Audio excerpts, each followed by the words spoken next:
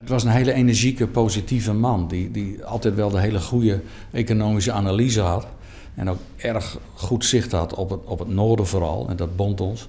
Maar hij had ook altijd oplossingen. Hij praatte altijd over constructieve benaderingen. Er was iemand die ook daardoor anderen energie gaf.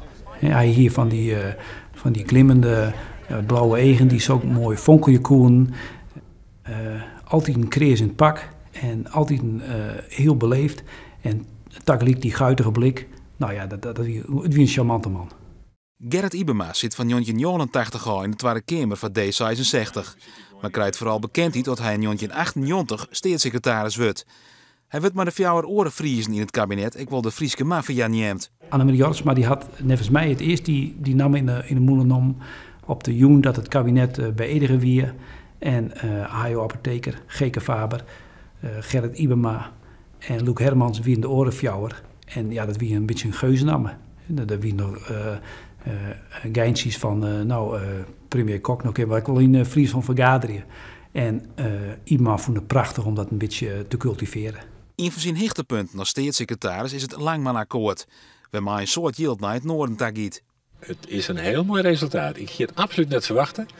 En waar het nou op omkomt, dat is dus dat we dit resultaat de komende jaren dus verder invullen, het nooit zien.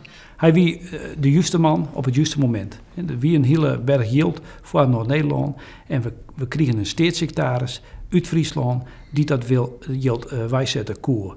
Ja, hier we daar een staatssecretaris gewoon uit Zuid-Holland of uit Amsterdam. Dan niet het heel uitpakt. En ik zie de noordelijke delegatie van commissarissen nog binnenlopen. En door hem wordt hem begroet en dat hij het akkoord toelichtte. En dat was een heel mooi moment voor hem. Ook als Noorderling was dat een mooi moment.